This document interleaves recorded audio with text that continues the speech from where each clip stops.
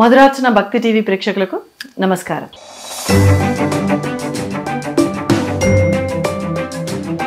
ఆషాఢ మాసం వచ్చింది అంటే వారాహి అమ్మవారి యొక్క నవరాత్రులు స్టార్ట్ అవుతాయి కదా. మరి అసలు ఈ వారాహి అమ్మవారు ఎవరు, వారాహి అమ్మవారు ఎలా ఉద్భవించారు, ఇటువంటి మరిన్ని విషయాలు, అసలు అమ్మవారి యొక్క గొప్పతనం గురించి అన్నీ కూడా అనుపమ గారిని అడిగి తెలుసుకుందాం. అనుపమ గారు నమస్కారం అండి. నమస్తే అండి. ఇప్పుడు వారాహి అమ్మవారి యొక్క నవరాత్రుల మహోత్సవాలు జరుగుతున్నాయి కదా, మరి మా ప్రేక్షకులకు వారాహి అమ్మవారి గురించి మీ మాటల్లో కొన్ని. వారాహి అమ్మవారి నవరాత్రులు అందరికీ కూడా శుభాకాంక్షలు. చాలా మంది చేసుకుంటున్నారు ఈ రోజులలో. మనం చిన్నప్పుడు పెరిగినప్పుడు ఏంటంటే వారాహి అమ్మవారి నవరాత్రుల గురించి మనం అంత వినింది అయితే లేదు, నాకు తెలిసినంత మట్టికి. ఈ మధ్య కాలంలో ఎక్కువగా వింటున్నాం అసలు అమ్మవారి గురించి. ఎందువల్ల అంటే జనరల్ గా మనకి నవరాత్రులు 4 టైప్స్ ఉంటాయి. దాంట్లో వారాహి అమ్మవారి నవరాత్రులు గుప్త నవరాత్రుల కిందకే ఉంటాయి అనమాట. అంటే గుప్తంగా అంటే రహస్యంగా ఉండే ఒక నవరాత్రులు అనమాట. ఇవి స్పెసిఫిక్ గా గురువు దగ్గర నుంచి ఉపాసన తీసుకున్న వాళ్ళు మాత్రమే చేసేవాళ్ళు ఇది వరకు. ఇప్పుడు ఏంటంటే చాలా ఎక్కువ ఫేమస్ అయిపోయింది కాబట్టి ప్రతి ఒక్కళ్ళు కాలనీస్ లలో కూడా లేడీస్ అందరూ ఒక గ్రూప్ గా ఫామ్ అయిపోయి ఈ లలితా సహస్రనామాలు, వారాహి అమ్మవారి పూజలని అవన్నీ ఇవన్నీ చేస్తూ ఉన్నారు. సో అలా కూడా కొంచెం అమ్మవారి ఎక్కువగా వినిపిస్తూ ఉన్నాయి. శక్తి ఎనర్జీ చాలా ఫాస్ట్ గా ప్రివేల్ అవుతుంది అని కూడా మనం చెప్పుకోవచ్చు. అంటే ఫెమినైన్ శక్తి మనం ఏదైతే ఇంపార్టెంట్ క్రియేటివ్ ఫోర్స్ కి మనకి ఫెమినైన్ శక్తి చాలా ఇంపార్టెంట్ అవుతుంది కదా. సో ఇలా చాలా కొంతకాలంగా అమ్మవారి గురించి బాగా బయటికి రావడం అనేది వింటూ ఉన్నాము. కొంతమందికి మిత్స్ ఉంటాయి. ఏంటి అంటే అమ్మవారు ఉగ్రరూపంగా ఉంటారు కాబట్టి ఎలా చేసుకోవాలని కొంతమందికి కూడా డౌట్స్ ఉంటూ ఉంటాయి. సో జనరల్ గా నేను వినిన కాన్సెప్ట్ ఏంటి అంటే గురువు దగ్గర నుంచి ఉపదేశం ఉన్న వాళ్ళు వారాహి అమ్మవారి నవరాత్రులు చేసుకోవడము, వారాహి అమ్మవారి విగ్రహాలు ఇంట్లో పెట్టుకోవడము లేదా పటాలు పెట్టుకోవడం అనేది మనకి చెప్తూ ఉంటారు. ఎందుకంటే ఒక కామన్ డౌట్ ఉంటుంది కదా, ఉగ్రదేవతల ఫొటోస్ మనం ఇంట్లో పెట్టుకోవద్దని. కాకపోతే ఇక్కడ ఏంటంటే వారాహి అమ్మవారి ఫోటో మనం చూస్తే మనకి ఎక్కడ కూడా ఉగ్ర రూపం కనిపించదు. అంటే భయంకరమైన ఆకారంలో ఉన్నట్టు కనిపించరు మనకు అమ్మవారు. ఆవిడకి వరాహం ఫేస్ ఉంటుంది, బోర్ ఫేస్ అని అంటూ ఉంటాం కదా, ఆ ఫేస్ ఉంటుంది. అయితే అమ్మవారు ఎలా ఉద్భవించారు అంటే లలితాదేవి ఎప్పుడైతే భండాసురుడి పైన యుద్ధంకి రెడీ అవుతున్నారో ఆ టైంలో అమ్మవారి అంగాల నుంచి వచ్చిన దేవతలు అన్నమాట. తనలో ఎడిషనల్ గా తన శక్తిని యూజ్ చేసుకొని బయటికి తీసుకొచ్చిన దేవతలు అన్నమాట.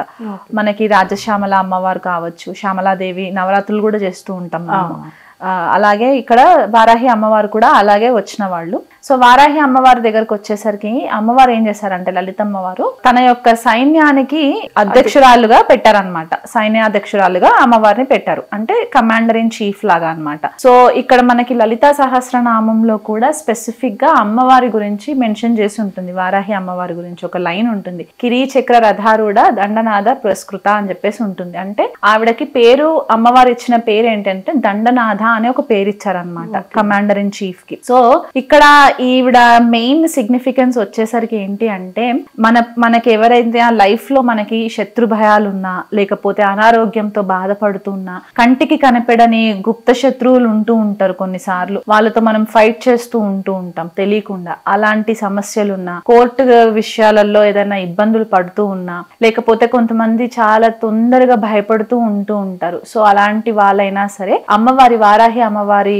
పూజ చేసుకున్నట్లయితే గనక మీకు మంచి రిజల్ట్స్ రావడానికి కూడా హెల్ప్ అవుతుంది. అంటే ఈవిడ ఆ ఫియర్స్ ఫామ్ ఏదైతే ఉంటుందో ఆ ఫియర్స్ ఫామ్ ని ఇక్కడ అమ్మవారు ఆ నెగిటివిటీని మనకి బయటికి తీసేయడానికి హెల్ప్ చేస్తూ ఉంటారన్నమాట. సో ఇది మీరు దగ్గరలో మీకు ఎవరైనా గురువులు ఉంటే కనుక వాళ్ళ దగ్గర నుంచి మీరు ఉపదేశం తీసుకుని చేసుకున్నట్లయితే మీకు ఇంకా బెటర్ రిజల్ట్స్ వస్తాయి. అంటే కొంతమందికి స్పెసిఫిక్ గా అమ్మవారి మంత్రాలు చదివేటప్పుడు ఏ మంత్రం ఎప్పుడు ఎక్కడ చదవాలనేది కూడా బిగినర్స్ ఉంటారు. సో అలాంటి వాళ్ళకి తెలియనప్పుడు ఏది పడితే అది చదవడం వల్ల కూడా రిపకర్షన్స్ ఉంటాయి. కాబట్టి అలా కాకుండా ఒక మంచి గురువులు ఉంటే గనక వాళ్ళ దగ్గర నుంచి మీరు దీక్షలాగా తీసుకొని కూడా చేసుకుంటే కూడా మీకు మంచి రిజల్ట్స్ వస్తాయి. సో బేసికల్ గా ఇంకొకటి ఏంటి అంటే అమ్మవారు జనరల్ గా మనకి ఉపనిషత్స్ లో చెప్పినది ఏంటి అంటే లలితమ్మవారు వచ్చేసి మనకి సుషుమ్న నాడికి సిగ్నిఫై చేస్తూ ఉంటారు. మనం లలితాదేవి ఎపిసోడ్స్ చేసుకున్నప్పుడు కూడా నేను ఒక పాయింట్ మెన్షన్ చేశాను. ఏంటి అంటే కుండలిని జాగృతం అవ్వడానికి లలితా సహస్రనామాలు చాలా ఇంపార్టెంట్ అవుతాయి. దాంట్లో స్పెసిఫిక్ గా మనకి 7 చక్రాస్ గురించి కూడా ఉంటుంది అని చెప్పాను నేను. అవునా? సో ఇక్కడ లలిత అమ్మవారు సుషుమ్నా నాడిని రిప్రజెంట్ చేస్తే, శ్యామలాదేవి వచ్చేసి ఇడ నాడికి రిప్రజెంటేషన్ ఉంటుంది. అండ్ మనకి వారాహి అమ్మవారు వచ్చేసి పింగళ నాడికి రిప్రజెంటేషన్ ఉంటుంది. ఈ ఇడనాడి ఏం చేస్తుంది అంటే మనకి right hemisphere of the brain ని కంట్రోల్ చేస్తుంది. వారాహి అమ్మవారిది పింగళ నాడి వచ్చేసి left hemisphere of the brain ని కంట్రోల్ చేస్తుంది. రైట్ కి వచ్చేసరికి ఏంటంటే కొంతమంది రైట్ బ్రెయిన్ యాక్టివేషన్ ఎక్కువ ఉంటుంది, అంటే వాళ్ళు చాలా క్రియేటివ్ గా ఆర్టిస్టిక్ గా ఉంటూ ఉంటారు. ఇప్పుడు మన మూవీ ఇండస్ట్రీలో అవ్వచ్చు, మీడియా ఇండస్ట్రీలో వీళ్ళకి రైట్ బ్రెయిన్ యాక్టివిటీ ఎక్కువ ఉంటుంది. కొంతమందికి ఏంటంటే లాజికల్ గా అనలిటికల్ గా ఉంటుంటారు, అంటే ఫర్ ఎగ్జాంపుల్ అకౌంట్స్, మ్యాథమెటిషియన్స్, వీళ్ళు ఇట్లా ఎక్కువ లాజిక్స్, వాళ్ళకి ప్రూఫ్స్ ఉంటే తప్ప దే వోంట్ బిలీవ్ అన్నమాట. సో అలా ఇక్కడ మనకి వారాహి అమ్మవారిది మనకి పింగళ నాడి యాక్టివేషన్. సో ఎప్పుడైతే ఈ ఇడనాడి పింగళ నాడి సమపాలంలో గనక ఫోర్స్, ప్రాణిక్ ఫోర్స్ గనక సరఫరా అవుతుందో బాడీలో, అప్పుడు సుషుమ్నా నాడి యాక్టివేషన్ అవ్వడానికి హెల్ప్ అవుతుంది అనమాట. సో ఎప్పుడైతే ఈ 3 నాడులు ప్రాపర్ గా అలైన్ అయిన తర్వాత మనకి కుండలినిలో ఉండే లైఫ్ ఫోర్స్ అంతా కూడా ప్రాపర్ చక్రాస్ నుంచి ఎనర్జీ పాసింగ్ లాగా ఉంటుంది. ఇప్పుడు ఒక వైర్ లో మనం ఎలాగైతే ఎలక్ట్రిసిటీ పాస్ అవుతుందో, ఆబ్స్టికల్స్ లేకుండా ఉంటే ఈజీగా పాస్ అయిపోతుంది. కానీ ఇక్కడ మనకి చక్రాస్ ఎలా వర్కౌట్ అవుతాయి అంటే డిస్క్ లాగా వర్కౌట్ అవుతుంది అనమాట. సో ఎప్పుడైతే మనకి ఆబ్స్టికల్స్ ఉంటాయో, బ్లాకేజెస్ ఉంటాయో, ఈ ప్రాణిక్ ఫోర్స్ అనేది ప్రాపర్ గా సప్లై అవ్వదు, స్టక్ అయిపోతూ ఉంటది అనమాట. సో ఎప్పుడైతే మనము ఈ దేవత ఉపాసనలు మనం స్టార్ట్ చేస్తామో, లలిత సహస్రనామాలు కానివ్వండి, స్పెసిఫిక్ గా ఇప్పుడు వారాహి నవరాత్రులు జరుగుతున్నాయి కాబట్టి వారాహి అమ్మవారి యొక్క మూల మంత్రం కానివ్వండి, బీజ మంత్రం కానివ్వండి, అష్టోత్తరం కానివ్వండి, ఇలాంటివి మనము కంటిన్యూగా ఈ 9 days కనుక మనం ప్రేయర్స్ చేసినప్పుడు ఏమవుతుందంటే, ఆ ఉగ్ర స్వరూపిణి అమ్మవారు ఏదైతే ఉంటుందో మన బాడీలో ఉండే షడ్రిపులు ఉంటూ ఉంటాయి. షడ్రిపులు ఎట్లా ఉంటాయి? జలసి, క్రోధము, లోభము, మోహము, ఎన్వి, ఇలాంటివన్నీ. ఇవి ఎట్లా వస్తాయి? గత జన్మలో చేసుకున్న వాసనలని బట్టి మనకి ఇక్కడికి వస్తాయి అన్నమాట.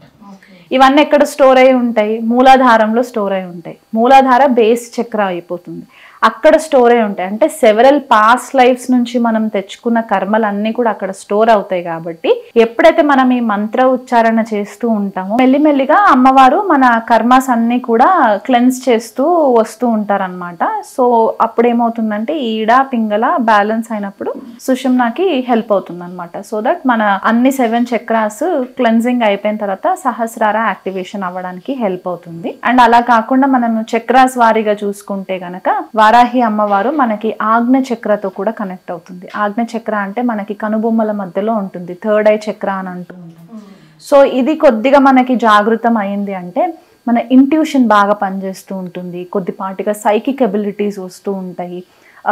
కొన్నిసార్లు ఏంటంటే మనకి గట్ ఫీలింగ్ అని అంటూ ఉంటాం కదా, ఇది మన గట్ ఫీలింగ్ చెప్తుంది ఇది చేయాలా వద్దా అని. అక్కడ మనకి ఇక్కడ 3rd ఐ యాక్టివేషన్ అవ్వడం వల్ల ఏంటంటే మనం తీసుకునే డెసిషన్స్ రైట్ ఆర్ రాంగ్. అంటే అమ్మవారి ఉపాసన చేస్తూ ఉన్నప్పుడు ఏమవుతుందంటే అమ్మవారు ఏం చేస్తారంటే, మనం ఎప్పుడన్నా ఎక్కడన్నా బై ఒక్క 1% అయినా సరే మనకి నెగిటివిటీ అన్నా కూడా మనల్ని ఆ దరిదాపుల్లోకి వెళ్ళనివ్వకుండా మనల్ని ప్రొటెక్ట్ చేసేస్తుంది. ఆ కాన్ఫిడెన్స్ మనకి, ఆ గైడెన్స్ ఇక్కడ ఆజ్ఞ చక్ర యాక్టివేషన్ వల్ల రావడానికి హెల్ప్ అవుతుంది అనమాట. సో ఇలా వారాహి అమ్మవారి యొక్క సిగ్నిఫికెన్స్ మనకి చాలా ఉంటుంది. ఇంకొక చిన్న డౌట్, సప్తమాత్రికలలో వారాహి అమ్మవారు కూడా ఒకరు అని అంటారు, ఇది నిజమే అంటారా? ఖచ్చితంగా నిజమే అండి. ఇది సప్తమాత్రికాస్ అని చెప్పి మనకి 7 ఉంటారు, అడిషనల్ గా 2 కూడా ఉంటారు. మనకి 9 ఫార్మ్స్ అని అంటారు, బట్ మనకి వాడుకలో ఎక్కువ ఉండేది మాత్రం సప్తమాత్రికాస్ లేకపోతే అష్టమాత్రికాస్ అని అంటూ ఉంటాం అనమాట. సప్తమాత్రికాస్ లో వారాహి అమ్మవారు ఒకళ్ళు. అంటే ఈవిడని మహాలక్ష్మి అవతారంగా కూడా ప్రే చేస్తారు.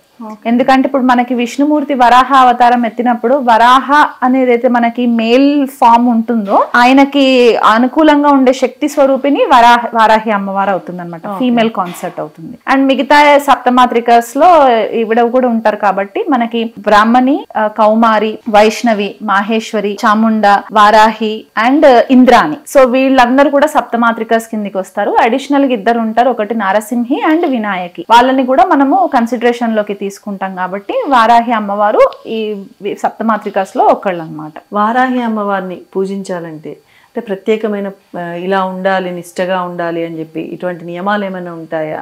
ఒకటి. ఇంకొకటి ఏమిటంటే ఏమైనా హోమాలు కానీ, అంటే కొంతమందికి టైం బాగాలేదు, పలానా హోమం చేయించుకుంటే బాగుంటుంది అని అంటారు. సో ఇలాంటి హోమాలు ఏమైనా ఉంటాయా స్పెసిఫిక్ గా? అంటే మనకి నవరాత్రుల టైంలో మనకి అమ్మవారికి ఇష్టమైనది బెల్లం కాబట్టి బెల్లంకి సంబంధించి మనము నైవేద్యాలు చేసి పెట్టచ్చు. అలా పెట్టలేని వాళ్ళు ఎవరైనా ఉంటే కనుక బెల్లం పానకం నైవేద్యంగా కూడా పెట్టుకోవచ్చు, ఇబ్బంది ఏం లేదు. బట్ రెగ్యులర్ గా మనం నైవేద్యము ఎలాగైతే మనము నార్మల్ నవరాత్రిస్కి ఎట్లా చేసుకుంటామో అలా చేసుకుంటే సరిపోతుంది. నియమాలంటే యాజ్ యూజువల్ గా మనం ఒకవేళ ఘాట్ స్థాపన అంటే కలశం పెట్టి గనక ఇంట్లో అమ్మవారిని ఆవాహన చేసి ఉంటే గనక కొన్ని నిష్ఠ ఎక్కువ ఉంటుంది. అంటే కటిక నేలపైన పడుకోవడము, అన్ని కలుపుకొని ఉండకుండా ఉండడము, వీలైనంత మట్టుకు మౌనం పాటించి అమ్మవారి ధ్యానంలో ఉండడము, ఒకవేళ హెల్త్ సపోర్ట్ చేస్తే ఒక పూట ఏకభుక్తం చేయడము, ఇలాంటివి చేసుకుంటే సరిపోతుంది. మీకు వీలు కుదిరితే దగ్గరలో ఆ వారాహి అమ్మవారి టెంపుల్ ఉంటే ప్రతిరోజు కూడా మీరు నవరాత్రి టైమ్స్ లో మీరు టెంపుల్ విజిట్ చేసి అమ్మవారి బ్లెస్సింగ్స్ కూడా మీరు తీసుకోవడానికి హెల్ప్ అవుతుంది. ఒకవేళ అలాంటివి లేనప్పుడు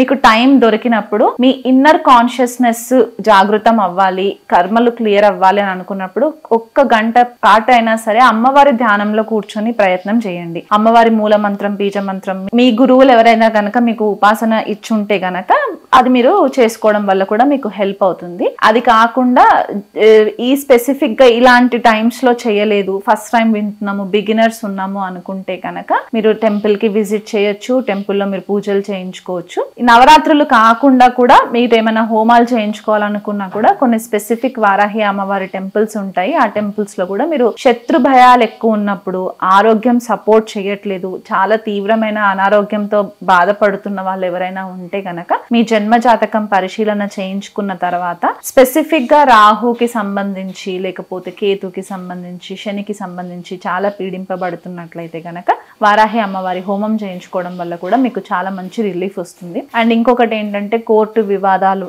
ఉండడము, తప్పుడు సిచ్యువేషన్స్ లో మిమ్మల్ని ఇరికించేయడం కొన్నిసార్లు మనం చూస్తూ ఉంటాం, ఫాల్స్ ఎలిగేషన్స్ అవుతూ ఉంటాయి. ఇవన్నీ జరిగినప్పుడు ఇట్లాంటి హోమాలు చేయించుకోవడం వల్ల కూడా మీకు కొద్దిపాటిగా రిలీఫ్ రావడానికి హెల్ప్ ఉంటుంది. కానీ ఇక్కడ ఇంకొక చిన్న క్లారిఫికేషన్ నేను ఇస్తాను. డబ్బు ఉంది కదా అని చెప్పేసి డబ్బు పెట్టేసి హోమం చేయించేసేసి నేను పలానా రోజు హోమం చేయించేసుకున్నా నాకు సొల్యూషన్ దొరికింది అని అనుకోకుండా మీరు హోమం చేయించుకున్న తర్వాత అయినా సరే స్పెసిఫిక్ గా వారాహి అమ్మవారి మంత్రం చదవలేకుండా ఉంటే కనుక కనీసం లలిత సహస్రనామం చేసుకున్నా కూడా అమ్మవారి అంశలో నుంచే వారాహి అమ్మవారు వచ్చారు కాబట్టి మీకు ఆ రకంగా కూడా మీకు హీల్ అవ్వడానికి హెల్ప్ అవుతుంది.